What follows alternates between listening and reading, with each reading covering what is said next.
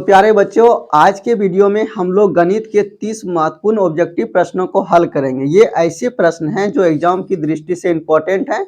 अगर यदि ये प्रश्न एग्जाम में आएंगे तो आप लोग बिना लंबी प्रोसेस यानी बिना लॉन्ग प्रोसेस बनाए बिना इसका आंसर आप लोग नहीं लगा सकते। लेकिन हम लोग आज ऐसे नियम इसका जानेंगे जिससे कि हम लोग बहुत कम समय में इसको आसानी से हल कर पाएँ और एग्जाम में अपना टाइम बचा पाएँ। तो इसी क्रम में हम लोग चलते हैं पहले प्रश्न पर। यह 30 प्रश्नों का संग्रह है। इसमें हम लोग 30 प्रश्न पढ़ने वाले हैं। इनमें पहले प्रश्न क्या है, किसका दशमलव प्रसार शांत है। प्यारे बच्चों, आप जानते हैं कि शांत होने के लिए हार में क्या होना चाहिए, या तो 2 गुना 5 होना चाहिए, या तो सिर्फ 2 होना चाहिए, या तो सिर्फ 5 होना चाहिए।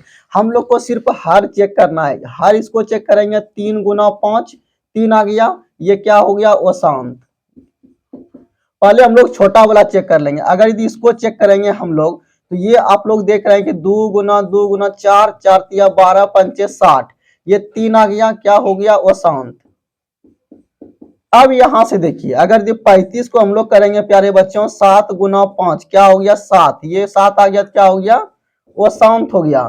तो अगर यदि 4 ऑप्शन दिया गया, 4 में 3 वो शांत हो गया, तो शांत कौन सा होगा, 2। तो इस तरह से पहले प्रश्न का उत्तर हो गया 2। अब हम लोग प्रश्न संख्या 2 पर चलेंगे। प्रश्न संख्या 2 कितना है, प्रश्न संख्या 2 क्या है बच्चों, परिमेय संख्या के रूप में लिखना। ऐसे प्रश्न जब भी आएंगे आपको एग्जाम में कैसे 1 सेकेंड में इसको बनाना है, इसका नियम हम बता रहे हैं। आपको क्या करना है, कुछ नहीं करना है। जो आपको दिया गया है 4.49 पर रेकॉर्डिंग, इसको बच्चों रेकॉर्डिंग पढ़ते हैं। आपको कुछ नहीं करना, आपको क्या करना है, 4/9 लिखना है।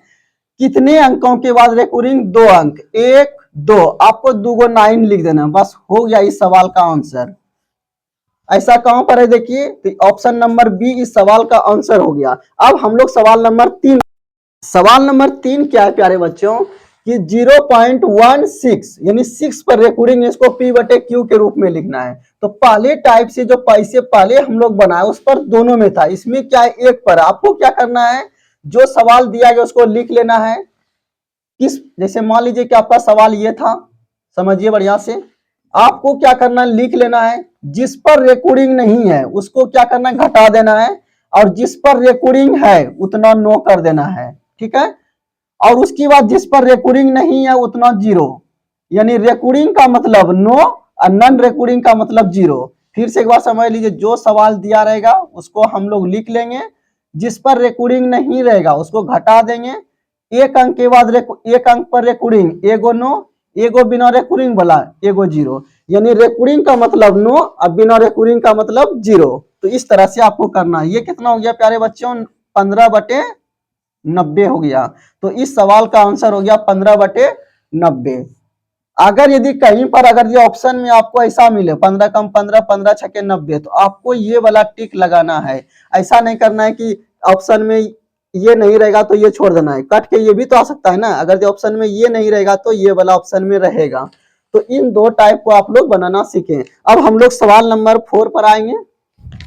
सवाल नंबर 4 हम लोग का क्या है, 23.43 पर रेकॉर्डिंग का P बटे Q रूप है। ऑप्शन ये है आपका 3 गो। हम लोग क्या करेंगे, ऐसे प्रश्न को हल करने के लिए जो सवाल दिया गया है 23.43 उसको लिख लेंगे। यही सवाल है ना आपका। आपको क्या करना है, जो दिया गया है 23.43, ये दशमलव नहीं लिखेंगे, जो दिया गया उसको लिख लेंगे। ये जो दशमलव के इस साइड आप लोग देख रहे हैं इसको घटा दीजिए, ठीक है। अब यहां से देखिए 63 था ना, 23 को घटा देंगे हम लोग दशमलव के इस साइड। उसके बाद क्या करेंगे, ये जो 2 अंक के बाद रेकॉर्डिंग है 2 को 9 सिर्फ आप लोग कर दीजिए, बस हो गया आंसर सवाल का। ये कितना हो गया, 23 20 बटे 99, 23 20 बटे 99 इस सवाल का आंसर हो गया ए नंबर। आपको क्या करना है, जो दिया रहेगा ये दशमलव के इस साइड है, फिर आप लोग ये नहीं बोलिएगा कि दशमलव के इस साइड बिना रेकॉर्डिंग वाला 2 को है तो 2 को 0 देना है। ऐसा कब करेंगे, जबकि दशमलव के बाद बिना रेकॉर्डिंग वाला रहेगा तब आप लोग 0 डालेंगे। दशमलव के इस साइड वाले बिना रेकॉर्डिंग रहेगा तो उसके बदले 0 आपको नहीं डालना है।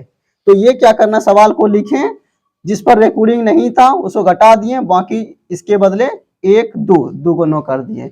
अब हम लोग सवाल नंबर 5 पर आएंगे। सवाल नंबर 5 क्या है, 11/25 का दशमलव रूप है, मतलब 11 में आपको 25 से भाग देना है। तो प्यारे बच्चों 11 में अगर आप लोग 25 से भाग कीजिएगा थोड़ा लंबा हो जाएगा, आपको बिना लंबा किए भाग देना है। कैसे, शॉर्ट में बता रहे हैं आपको। आपको क्या करना है, 11/25 है, आप लोग ऐसा कीजिए, इसको जीरो बनाने के लिए आप लोग बोलेंगे 4 से गुना कर दीजिए, 4 से नीचे किए तो 4 से ऊपर भी, ये हो गया 44 और नीचे कितना हो गया 1, नीचे डबल जीरो है, इसका 1 0 2 0 तो 1 अंक 2 अंक, तो इस सवाल का आंसर हो गया 0.44। तो आप लोग देख रहे हैं कितना आसानी से बड़े बड़े सवाल बनाए जा रहे हैं, बड़े बड़े सवालों को हम लोग कितना कम समय में बना रहे हैं। इसी तरह से हम लोग आगे भी पढ़ेंगे। नेक्स्ट सवाल हम लोग 6 देख रहे हैं। सवाल नंबर हम लोग का 6 क्या है, कौन सा बहुपद है, ये तो आसान है। बहुपद होने के लिए एक ही कंडीशन आपको बच्चों याद रखना है, क्या, यानी कि वैसा व्यंजक जिसका चर, यानी कि वैसा व्यंजक जिसका घात धनात्मक पूर्ण संख्या हो, यानी घात जो है माइनस में नहीं होना चाहिए और बटे के रूप में नहीं होना चाहिए, धनात्मक हो, धनात्मक और पूर्ण संख्या हो। पूर्ण संख्या का मतलब हुआ 1 2 3 4 5, 1/2 1/3 ऐसा नहीं होना चाहिए। तो यहाँ देख रहे हैं कि इसका घात माइनस में है, बहुपद नहीं होगा। ये बटे के रूप में है, नहीं होगा। ये भी बटे के रूप में नहीं होगा, तो बहुपद कौन सा हो जाएगा, ऑप्शन नंबर 1। अब हम लोग आएंगे इसका शून्य ज्ञात करें, ये भी सवाल आसान है। शून्य कैसे निकालेंगे, 3x² - 12, इसको 0 के बराबर कर देंगे, 3x² बराबर 12 हो गया, 3 कम 3 4 तिया 12, x² बराबर कितना हो गया 4, x बराबर √4, x बराबर +-2। तो यहाँ पर देखिए +-2 कहाँ पर है, इस सवाल का आंसर भी हो गया ए नंबर। अब हम लोग सवाल नंबर 8 पर, सवाल नंबर हम लोग का 8 क्या है प्यारे बच्चों, √6 + √6 + √6, ये डॉट डॉट है, इसको आप लोग ऐसे कर लेंगे। इसका मान आपको निकालना है 2 3 3.6, डी नंबर ऑप्शन है नन। तो ऐसे प्रश्न को कैसे आप लोग पलक झपकते ही बनाएंगे, इसका नियम हम बता रहे हैं। आपको क्या करना है, कुछ नहीं करना, ये जो 6 देख रहे हैं ना, इसको 6 को आपको सिर्फ गुणनखंड कर देना है, 3 × 2। अब देखिए इसमें बड़ा कौन है, बड़ा 3 है, तो आंसर हो गया आपका 3। तो सवाल नंबर 8 का आंसर हो गया 3। यानी इस तरह से ऐसे प्रश्न जो भी आएंगे आपको गुणा करना है, इसमें जो बड़ा रहेगा वही आंसर आपको टिक कर देना है। अब इसमें आएंगे बहुपद इतना का शून्य क्या होगा। आप लोग क्या करेंगे प्यारे बच्चों, इसको गुणनखंड विधि से बनाएंगे तभी इसका आंसर आप लोग टिक लगा पाएंगे। हम लोग ऐसा नहीं करेंगे, हम लोग सिर्फ क्या करेंगे, ये जो आप देख रहे हैं 12, आपको क्या करना है -12 पुराना है। अब देखिए -12 किससे पुरेगा, इससे पुरेगा, तो ऑप्शन नंबर सी आंसर हो गया। अब मान लीजिए डी में आपको ऐसे दिया रहता 2 × 6 दिया रहता, मान लीजिए इस तरह से दिया रहता, तो यहाँ पर आप लोग देख रहे हैं कि 6 दूना 12 तो हो रहा है, लेकिन यहाँ माइनस नहीं हो रहा है। तो आपको क्या करनी है, 2 × 6 तो होगा लेकिन माइनस भी आएगा, तो ऑप्शन नंबर सिर्फ इसको तोड़ना है आपको, ठीक है। यानी कि शून्य का गुणनफल आपको 12 पुराना है, तो ऑप्शन नंबर सी आंसर आपको टिक करना, इस तरह से ही बनाना है, ठीक है। अब हम लोग सवाल नंबर 10 पर चलेंगे। तो बच्चे हम लोग का सवाल नंबर 10 क्या है, बहुपद इतना का शून्यक है। अगर जो बहुपद की जगह द्विघात समीकरण भी लिखा रहेगा, दोनों को सेम नियम से बनाएंगे। अब क्या करना है, आपको क्या करना है, कुछ नहीं करना, ये जो 18 देख रहे हैं ना, 18 आपको पुराना है। अब देखिए 18 कैसे पूरेगा, आप बोलिएगा यहाँ भी 18 पूरा है गुना करने पर, लेकिन यहाँ माइनस पूर रहा है, ये भी 18 पूर रहा है आपका, और ये भी 18 पूर रहा है। अब यहां से देखिए, लेकिन यहाँ प्लस पूर रहा है, तो ये ऑप्शन तो पहले ही खत्म हो गया। अब ये या तो ये होगा प्यारे बच्चों, अगर यदि यहाँ पर प्लस रहेगा, अगर यदि यहाँ पर प्लस रहेगा तो आपको क्या करना है, माइनस वाला आंसर देना है। यहाँ पर अगर ये प्लस है तो आपको क्या करना है, बड़ा वाला के आगे माइनस आंसर लगाना होगा। अगर यदि यहाँ प्लस है तो इन दोनों में बड़ा कौन है, बड़ा 6 है, तो इसके आगे माइनस होगा। अगर यदि यहाँ माइनस रहता तो इसके आगे प्लस होता। तो ये आपको एगो नया ट्रिक बता रहे हैं आपको, फिर से समझ लीजिए। 18 तो पुराना ही है, लेकिन यहाँ पर दो ऑप्शन है, आपको क्या करना है, यहाँ कैसा चिन्ह है प्लस, तो जो बड़ा है उसमें माइनस का चिन्ह देना, उल्टा देना है। तो ये ऑप्शन नंबर ए हो जाएगा आपका।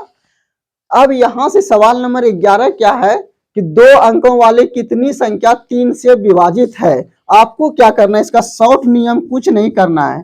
आप प्यारे बच्चे जानते हैं कि दो अंकों वाली कितनी संख्या 3 से विभाजित है, तो दो अंकों वाली संख्या कहां से चालू होता है, 10 से चालू होता है, और अंत कहां पर होता है, 99 से होता है। आपको कुछ नहीं करना है, इसमें भी 3 से भाग करना है, इसमें भी 3 से भाग करना है। ये मैक्सिमम कितना बार कटेगा, 3 या 9, 3 बार, और ये मैक्सिमम कितना बार कटेगा, 33 बार। अब आपको क्या करना है प्यारे बच्चों, 33 में 3 को घटा देना है, बराबर 30 आंसर। तो इस तरह से हम लोग बड़े बड़े ऑब्जेक्टिव प्रश्न को बहुत कम समय में कैसे बनाएंगे उसका नियम हम लोग सीख रहे हैं। अब हम लोग नेक्स्ट सीखेंगे। सवाल नंबर 12 क्या है, दो समरूप त्रिभुजों के क्षेत्रफलों का अनुपात 25:64 है, उनकी भुजाओं का अनुपात होगा। ऑप्शन नंबर है प्यारे बच्चों 5.8, 8.5, 10.20 और 10:20, 25:64।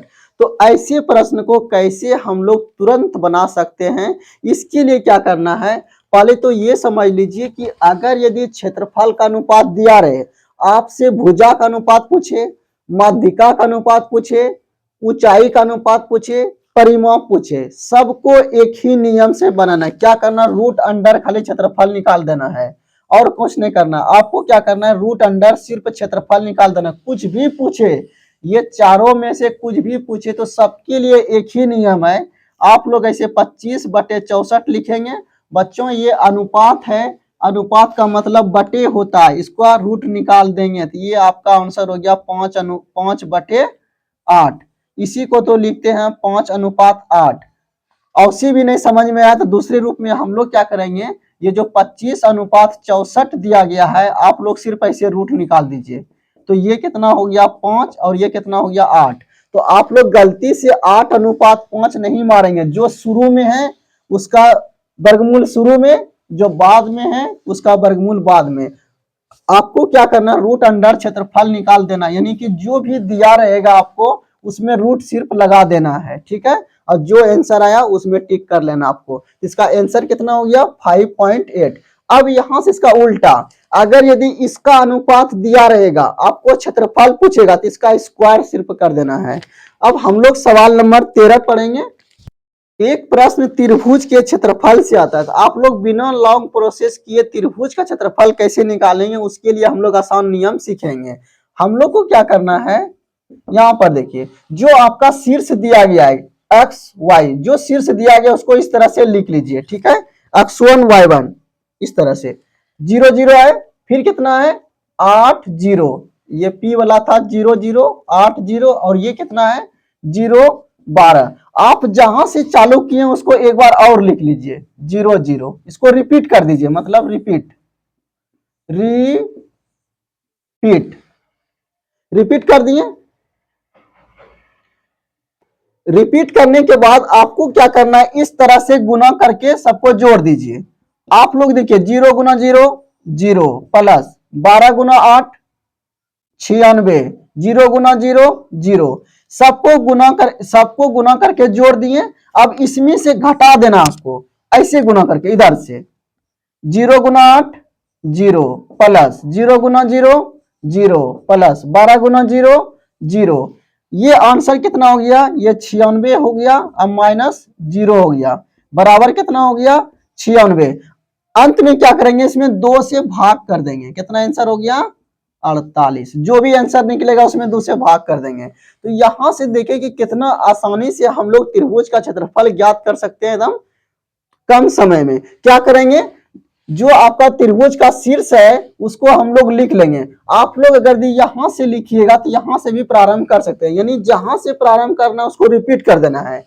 0 0 लिखे, 8 और 0 लिखे, 0 और 12 लिखे, जहां से चालू किए उसको एक बार और लिख दिए, और फिर इस तरह से गुना करके जोड़ लीजिए, इधर से गुना करके जोड़ लीजिए, बाकी घटा दीजिए और 2 से भाग कर देना है, तो आपका आंसर हो गया 48। अब हम लोग सवाल नंबर नेक्स्ट पढ़ेंगे। सवाल नंबर 14 हम लोग का क्या है, sec theta plus tan theta plus 1 बराबर 0, तो sec theta minus tan theta का मान ज्ञात करना है। जब भी ऐसे प्रश्न एग्जाम में आएंगे तो आपको कम समय में कैसे सोल्व करना है, यहाँ पर देखिए आपको कुछ नहीं करना है, पहले सेक थीटा और टेन थीटा का मान निकाल लीजिए। Sec theta plus tan theta बराबर आपसे पूछेंगे तो 0 माइनस 1 माइनस 1। अब यहां से देखिए प्यारे बच्चों, अगर यदि sec theta plus tan theta का मान दिया रहे, आपसे sec theta minus tan theta का मान पूछे, आपको कुछ नहीं करना है, एक लिखना है और एक बटे इतना कर देना है आपको, ठीक है। तो ये एक ऊपर चला जाएगा, माइनस एक आंसर हो जाएगा। फिर से एक बार देखिए, sec theta plus tan theta का मान जो भी दिया रहेगा, अगर यदि माइनस में पूछेंगे, प्लस वाला दिया रहेगा, माइनस वाला पूछेगा तो उसको उल्टा के लिख देना है।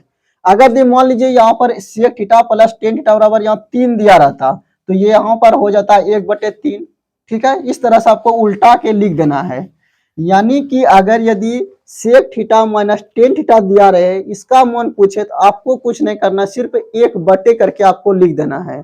जैसे एक एग्जांपल बताते हैं, अगर यदि sec theta minus tan theta बराबर x दिया रहे, आपसे sec theta plus tan theta पूछे तो कुछ नहीं करना, 1/x लिख देना, बस इसका आंसर हो गया। ये दिया रहेगा, ये पूछेगा तो आपको फटाक से उल्टा करके लिख देना है।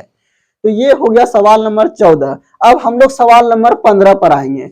सेक थीटा यानी tan theta plus cot theta का वैल्यू 6 दिया है, आपसे स्क्वायर वाला पूछ रहा है। तो ऐसे प्रश्न जब भी आएंगे आपको कुछ नहीं करना है। क्या करना है सर? तो ये जो 6 का स्क्वायर आप देख रहे हैं, इसका स्क्वायर कर देना है और अपने मन से 2 घटा देना है। किसके मन से? अपने मन से। अपने मन से 2 घटा दीजिए, तो ये कितना हो गया? 36 माइनस 2 बराबर, इस सवाल का आंसर हो गया 34। तो इस तरह से हम लोग देख रहे हैं कि कितने बड़े बड़े सवालों का आंसर कितने कम समय में हम लोग निकाल पा रहे हैं। अब हम लोग नेक्स्ट सवाल पढ़ेंगे। सवाल नंबर हम लोग का 16 यानी 16 नंबर क्या है? cos 1 cos 2 cos 3 degree dot dot cos 90 degree तक है, ये गुना का चिन्ह है, इसका मान कितना होगा? ये सवाल देखने में बहुत बड़ा लग रहा है। आपको क्या करना है? कुछ नहीं करना, आपको एक लाइन सोचना है कि 2 1 2 3 4 डॉट डॉट एक समय ऐसा आएगा कि cos 90 आएगा। हम लोग देख रहे हैं कि अंतिम में कितना है? cos 90, और ये सब किस में है? गुना में है। तो आप लोग जानते हैं कि cos 90 का मान कितना होता है? cos 90 का मान होता है, cos 90 डिग्री का मान कितना होता है? 0 होता है। अगर यदि यहाँ पर प्यारे बच्चों 0 लिख देंगे, 0 गुना कुछ भी करेंगे तो आंसर 0। अब यहाँ पर देखिए ऐसी टाइप से 3 प्रश्न आएंगे, तीनों को कैसे बनाना है? अगर इसमें पहले देखना क्या है कि निष्पत्ति जो है, टोटल त्रिकोणमिति निष्पत्ति 6 को होता है, sin cos tan cot sec cosec. तो निष्पत्ति पहला लगातार होनी चाहिए, साइन कोस होना चाहिए, टेन कोट होना चाहिए, सेक कोसेक होना चाहिए। उसके बाद क्या होना चाहिए?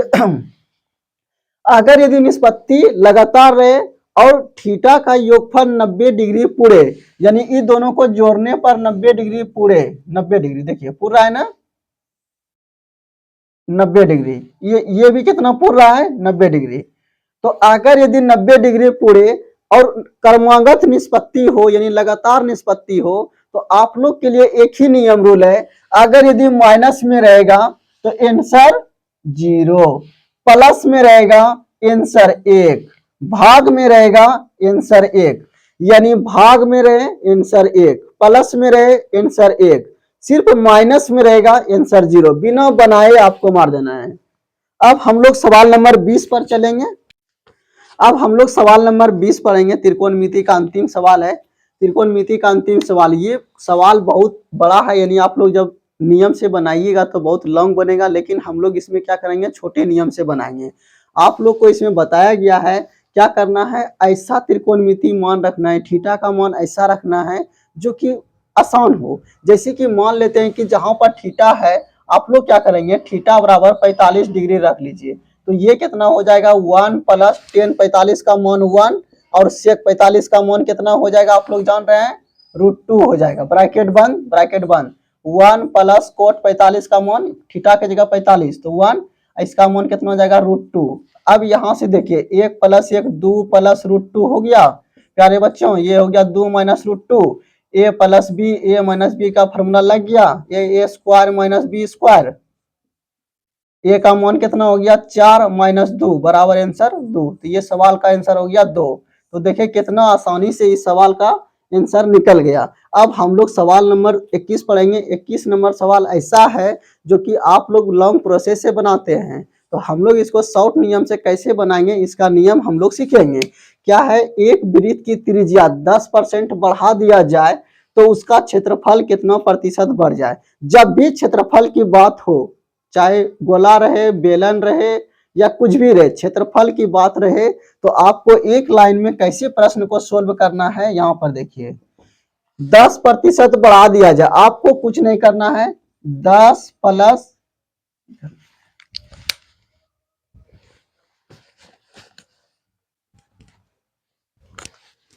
आपको क्या करना है, कितना प्रतिशत बढ़ रहा है 10%। आपको करना है 10 + 10 - 10 × 10 बटे 100। 1 0 1 0 1 0 1 0 खत्म। 10 + 10 सॉरी यहाँ प्लस होगा, 10 + 10 20। अब 20 इधर 1 बचा, यानी कितना हो गया 21%। तो इस तरह से देखें कि सवाल नंबर 21 कितना जल्दी बन गया। क्या करेंगे, सूत्र क्या लगाएंगे, ये वाला सूत्र लगाएंगे, a + b + a × b बटे 100। ये फॉर्मूला है आप लोग का। यानी जितना प्रतिशत अगर ये बढ़ाने बोलेगा, ठीक है, तो उसमें क्या करना है, 10 बोलेगा तो 10 + 10 + 10 × 10 बटे 100 करना है। अगर 20 बोलेगा तो 20 + 20 + 20 × 20 बटे 100। इस सूत्र पर आपको बनाना है। तो क्षेत्रफल से संबंधित कोई भी प्रश्न है, चाहे गोला का रहे, बेलन का रहे, शंकु का रहे या तो वृत्त का रहे, इसी नियम से आपको बनाना है। जितना बोलेगा उतना प्लस उतना प्लस उतना गुना उतना बटे 100। अब हम लोग सवाल नंबर 22, अब हम लोग सवाल नंबर 22 पर आएंगे। 22 क्या है, यदि एक गोले की त्रिज्या 10% बढ़ा दिया जाए तो उसका आयतन बढ़ जाएगा। इसके पहले वाले सवाल में हम लोग क्षेत्रफल ज्ञात किए थे। क्षेत्रफल जब बढ़ेगा तो कौन सा सूत्र लेगा, a + b plus a × b बटे 100। जब 2 से अधिक रहेगा, आयतन में 3 बार करना है, क्षेत्रफल में 2 बार, आयतन में 3 बार। तो इसका क्या नियम है, आपको क्या करना है, कितना प्रतिशत बढ़ रहा है 10%। 10% मतलब हुआ, 10% वृद्धि का मतलब हुआ प्यारे बच्चों, अगर यदि आपके पास 100 रुपया था, 10 रुपया बढ़ गया, यानी 100 में 10 बढ़ गया, 110 हो गया। आपको क्या करना है, पहले आपके पास 100 रुपया था, अब हो गया 110। ऐसा कब बार, गोले की त्रिज्या 10% बढ़ा दे आयतन। तो आप लोग जानते हैं प्यारे बच्चों, आयतन बराबर सूत्र होता है πr³। तो ये 3 है तो 3 बार आपको करना है, 110 बटे 100 और 110 बटे 100। आपको क्या करना है, इसको रख लेना है, 1 0 1 0 1 0 1 0 खत्म, 1 0 1 0 खत्म। ये कितना हो गया, 11 × 11 × 11 करेंगे आप लोग तो 1331 होगा। ठीक है, 1331 और नीचे कितना हो गया 100 हो गया। अब यहां से देखिए ये 100 से कितना ज्यादा है, ठीक है, 1331 हो गया, तो ये 100 से कितना ज्यादा है। तो आप लोग बोलेंगे ये 33 पॉइंट इस तरह से होगा, यहाँ पर दशमलव आप लोग करेंगे तो 100 से कितना ज्यादा है। तो आप लोग यहाँ पर देख रहे हैं कि 100 से, हाँ, तो आप लोग यहाँ देख रहे हैं कि नीचे कितना बचा 100 और ये 10 बचा ना, तो 10 आप लोग कर लीजिए, इसे एक बिंदु यहाँ दे दीजिए।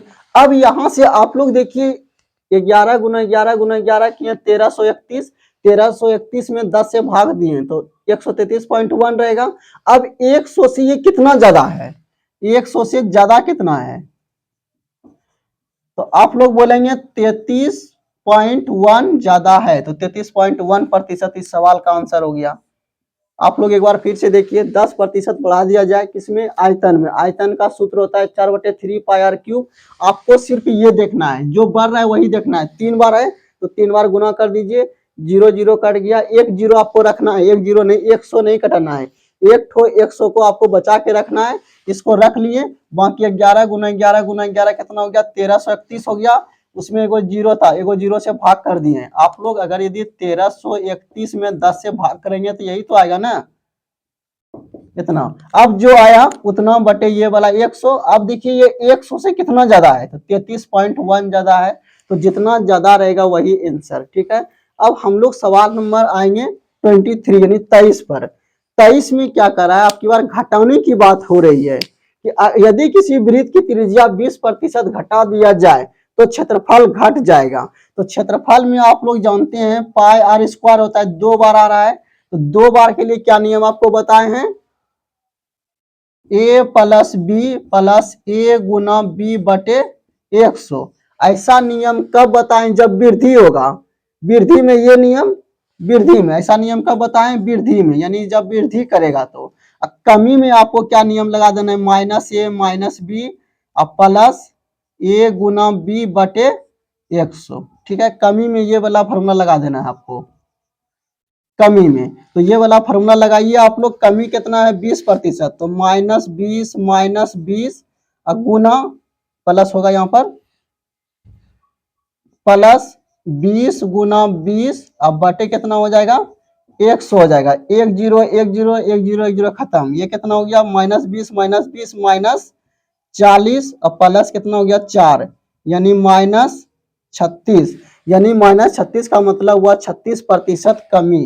कितना हो गया 36% कमी हो गया आपका, तो ऑप्शन नंबर ए आंसर हो जाएगा, ठीक है। तो कमी बोलेगा तो ये फॉर्मूला लगाना है, वृद्धि बोलेगा तो ये फॉर्मूला लगाना है, ठीक है। अब माइनस का मतलब हुआ क्या कि कमी दर्शा रहा है, ठीक है। तो ये सवाल नंबर 23 था। अब हम लोग 24 पढ़ेंगे।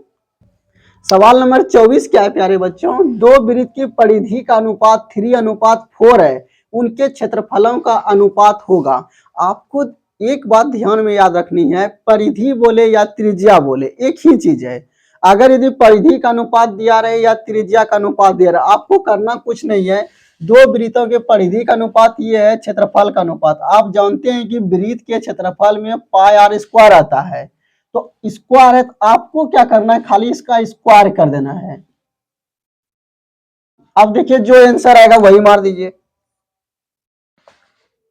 अब यहां से देखिए, यदि वृत्त की त्रिज्या तिगुनी कर दिया जाए, अब यहां से समझिए, मान लेते हैं पहला वृत्त का त्रिज्या 1 था, दूसरे वृत्त की त्रिज्या नया वाला का क्या कर दिया, तिगुना कर दिया, ठीक है। ये पुराना वाला है, पुराना लिख लीजिए, आपको नहीं समझ में आता है तो पुराना, और ये नया, दो वृत्त है, ठीक है। तो एक की त्रिज्या जो है तिगुना कर दिया जाए, यानी पहले त्रिज्या 1 था, तो अब कितना हो गया 3। तो नए एवं पुराने वृत्त के परिधि का अनुपात, यानी जो त्रिज्या का अनुपात होता है वही परिधि का अनुपात होता है, ठीक है। आप लोग ये याद रखेंगे, तो यही सवाल का आंसर हो गया। तो अब यहां से आपको क्या बोलना है, देखिए पहले आपका नया दे रहा है, अब फिर बाद में पुराना है, तो नया वाला तो ये है ना, पहले आप ये लिखेंगे बाद में ये लिखेंगे, तो पहले 3 बाद में 1, तो इस सवाल का आंसर हो गया बी। तो इस तरह से प्यारे बच्चों बोर्ड एग्जाम में जो भी कठिन प्रश्न ऑब्जेक्टिव के आने वाले थे उसको हम लोगों ने सोल्व किया। उम्मीद है कि आप लोग को ये समझ में आया होगा। आप लोग एक दो बार देखिए ताकि आप लोग बोर्ड एग्जाम में अच्छा नंबर ला पाए। धन्यवाद।